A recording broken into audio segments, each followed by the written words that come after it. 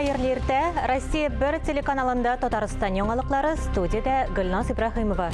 27-нче бер мандатлы сайлау округы буенча Россия Федерациясе Дәүләт Думасына депутатлыкка кандидат Илдар Гыйлметдинов сентябрьдәге сайлауларда катнашу өчен документлар тапшырды. Комиссия тәкъдим ителгән мәгълүматларны 10 көн дәвамында өйрәнә. Аннан соң теркәү башлана. Якын арада ул сайлаучылар белән күп эшләр планлаштыра. Гамәлдәге депутат республиканың округка кергән 13 районына барырга җыена. Кешеләрнең проблемаларны үзләреннән ишетергә, аларга урында ярдәм итәргә мөмкин дип саный Илдар Гыйлметдинов. Ул бистәләр проблемаларын комплекслы хәл итәргә мөмкинлек бирүче программа булдырырга планлаштыра. Исегезгә төшерәбез, Россия Дәүләт Думасы депутатларын 19 сентябрьдә сайлаячаклар. 20 июльдә Корбан гаете көнендә Казан мәчетләренә өстәмә җәмәгать транспорты җибәрәләр. Бу хакта шәһәр мэриясеннән хәбәр иттеләр. 26-нчы автобус маршруты, шулай ук 1-нче, 2-нче, 12-нче троллейбус маршрутлары иртәнге сәгать 4-нче ярты булганчы мәчетләргә китерә. Автобусларның тулы исемлеге мэрияның рәсми сайтында урнаштырылган. Бу көнне җәмәгать транспорты якшәмбе көн графиги буенча эшли. Блогер Тотар бәйгесе Татарстан Республикасы президенты каршындагы татар телен саклау һәм үстерү мәсьәләләре комиссиясе белән матбугат ру порталының уртак проекты. Әлеге бәйгенең икенче темасы авылларга багышлана. Ул күңелгә хуш авылым шигары белән уза. Жюри тарафыннан 10 җиңүче билгеләнә. Приз фонды 200 мең сум. Бәйгедә үз авыллары турында татарча блог алып баручы 16 яшьтән өлкән кешеләр катнаша ала.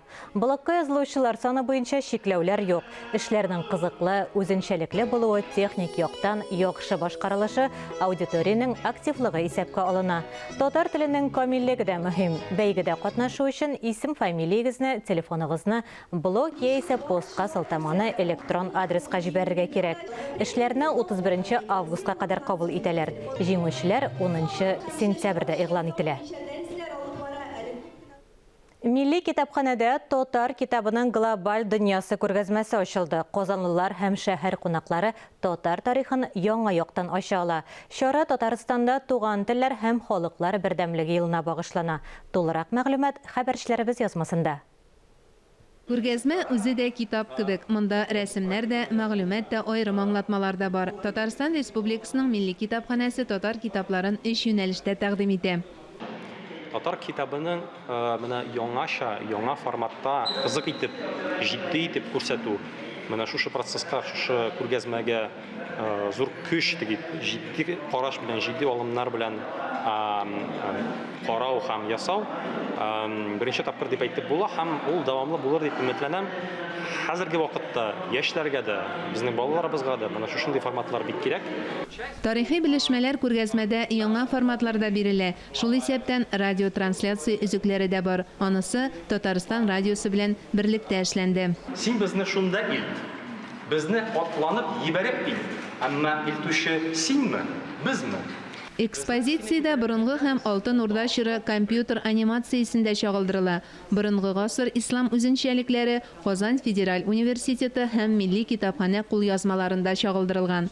Татар халкының 3 тапкыр алышынган язу графикасы тарихы да бар. Халкыбызның дәрәҗәсен һәм аның рухи дәрәҗәсен күрсәтә торган төп менә шушындый сыйфатларның берсе, аны күренекле академик Миркасым Дусманов та үзенең китабында ассызыклап яза. Ул китаплылык, ягъни язулы халык булу дигән сүз. Китапның үзен без инде мөгъҗизага тиңлибез бит, әйме? Китап ул мөгъҗиза дибез, әйме? Ә менә безнең татар халкының соңгы бер 450-500 ел дәвамында нинди авыр гомер кичереп тә үзенең язуын һәм китабын саклап кала алуы, шуңа карата булган хөрмәтен саклап кала алуы, әйме, һәм аны хәтта саклап калуына түгел, буыннарга бирә баруы, бу инде икенче бер зур мөгъҗиза.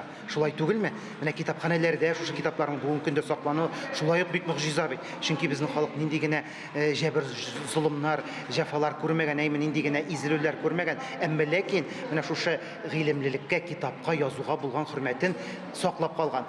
Бу күргәзмәдә менә минем фикерем буенча, минем уем буенча, нәкъ менә шушы мөгъҗиза күзаллана. Бу мөгъҗизаны әлбәттә безнең Татарстанда яши торган һәр бер кеше күрсен иде, аңласын иде һәм аның күңелендә дә менә шушы матур сыйфатка карата ихтирам уянсын иде. Күргәзмәне һәр айның соңгы дүшәмбесеннән кала көн сайын 11-дән кичке 8-гә кадәр барып күрергә мөмкин. Мөршидә Җиһан, Тахир Хәсәнов, Татарстан яңалыклары. Югары уку йортларына керү өчен онлайн имтихан биргәндә алдалау очраклары күзәтелә. 80-нән артык абитуриент конкурстан төшеп калган. Компьютерның мошенниклардан саклану системасы имтихан вакытында күчереп язучыларны яки әйтеп торучыларны ачыклый. Казан Федераль университетының кабул итү комиссиясеннән махсус әзерләнгән язма. Мы видим то, что в кадре появился посторонний человек, а это уже дает стопроцентное право нам аннулировать результат системы. Барлык абитуриент та имтиханны үз белеме белән генә тапшыра алмый. Онлайн сынаулар да шуның шаһиты. Нинди генә хәйләкәрлеккә бармыйлар.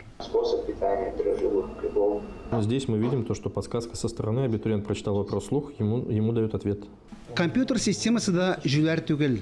Кто-то пытался подключать второй. Кемдер икенче экранны таштырга тырышкан, кемдер колакчыннан файдаланган. Монитор артында әйтеп торучылар да булган. Ә буларны компьютер күрсәтеп тора бит. Абитуриентның һәр карашы, һәр хәрәкәте күз алдында.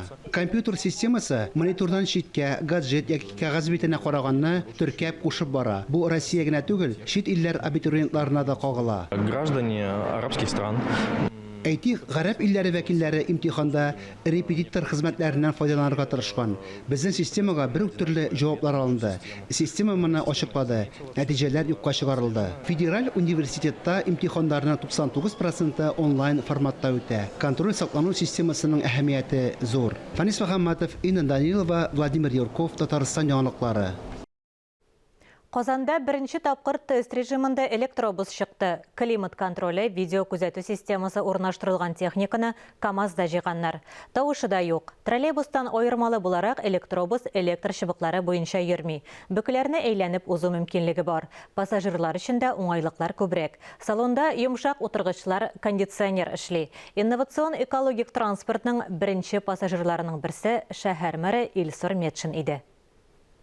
Яңа транспорт экологиягә зыян салмый торган, ә иң мөһиме кешеләр өчен уңайлы. Электробус өчен 3-нче номерлы троллейбус маршруты сайланган. Әлеге маршрут башкаланың 2 районы аша үтә. Җәй шилләсендә рәхәт кондиционерлар эшли, ә кышын 2 катлы пыяла салонны җылыта. Троллейбустан аермалы буларак электробус электр чыбыгы буенча йөрми, транспорт бөкеләрен әйләнеп уза ала. Инновацион экологик транспортның беренче пассажирларының берсе Казан мэры Илсур Метшин. Электробус безнең күптәнге хыял иде. Без шәһәр экологиясен ничек яхшырту турында күптән уйланабыз. Электр транспорты бу мәсьәләдә алгы планда. Һаваны автомобильләр 75% кадәр пычрата. Хәзер күп кенә автобуслар газ ягылуында эшли. Шундыйларны сатып алабыз. Заманча транспорт 80 кешегә исәпләнгән. Тулысынча корылган аккумуляторларда 50 км юл уза. Иң зур тизлеге сәгатенә 75 км-га җитә. Коляскалы аналар, инвалидлар мәнфәгатьләре искә алынган.